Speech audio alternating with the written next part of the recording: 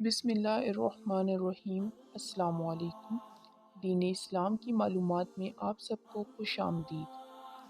سوال: فجر کی نماز کے بعد فوراً سو جانا کیسا ہے؟ جواب: فجر کی نماز کے بعد بغیر کسی ضرورت کے طلوع آفتاب سے پہلے سونا مکروہ ہے۔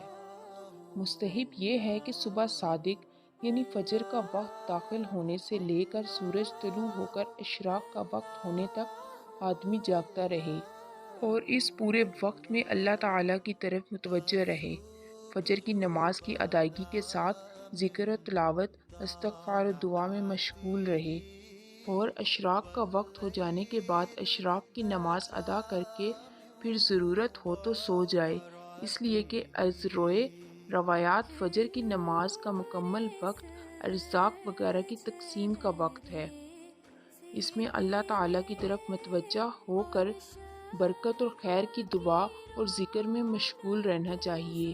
تاہم اگر کسی وجہ سے رات میں نیند نہ کر سکا ہو اور دن میں نیند کرنے کا موقع نہ ہو یا کوئی عذر ہو تو فجر کی نماز اپنے وقت میں ادا کرنے کے بعد یا اس سے پہلے فجر کے وقت میں سونا ممنوع نہیں ہے۔